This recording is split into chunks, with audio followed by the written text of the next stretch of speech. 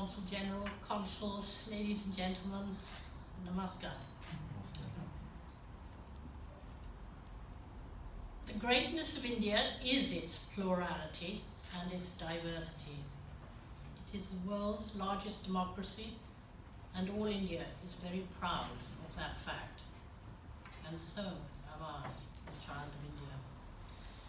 Dr. Ambedkar, chairman of the drafting committee, is often called the father of the Indian Constitution, as Consul General said. The 389 members of the Constituent Assembly formed many committees to examine in detail all the issues relating to the country.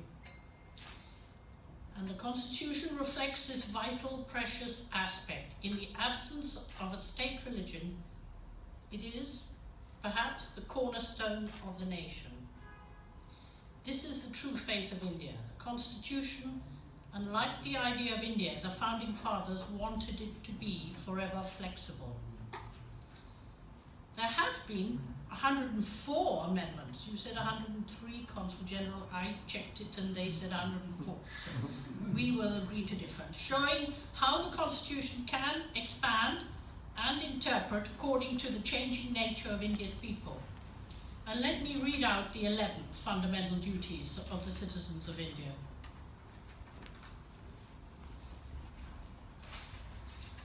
Abide by the Constitution. Respect women.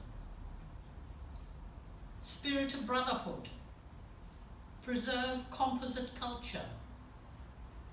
Defend the country. Safeguard public property. Develop scientific temper. Provide education opportunities. Preserve natural environment.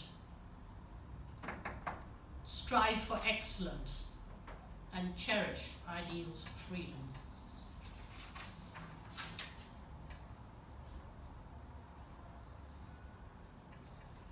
The rule of law, the balance of power, is something that is maintained even during challenging times, such as terror attacks. The one terrorist survivor left behind, who was accused of being among the 10 who perpetrated that attack, or those attacks, was given a fair trial, even though he was not an Indian citizen, and how, despite the best efforts of the enemies of India, there was no communal conflagration after the attacks. Today, I am wearing white, especially in respect and mourning for all those who lost to those evil acts of terror on this day in 2008 in Mumbai, lost their lives, and those who were bereaved and left behind or injured. India does not need to look for enemies and must remain forever vigilant. She has the capacity to become one of the world's great super soft powers, albeit with a fine defense force that through commitment and heroism defends her borders and her peace. Be you Indian in India, or Indians living in the United Kingdom, you have inside you a love and a loyalty to Bharat Mata.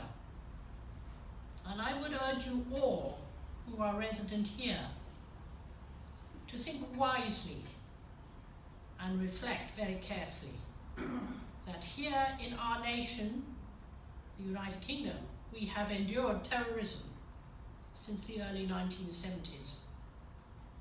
In the days to come, let us remember and ensure that any who would hurt us or seek to destroy us, and that means all of us, and has been given support, are discarded. We here in the United Kingdom need strength and unity too. I was but a toddler when this great constitution was approved, living in Mongia on the banks of the Ganga in Bihar. A happy, secure childhood, bilingual and eager to absorb all that was around me. That was 70 years ago. Let us all pledge to help preserve India's constitution as a beacon for a just democracy for all of India. Jai Hind.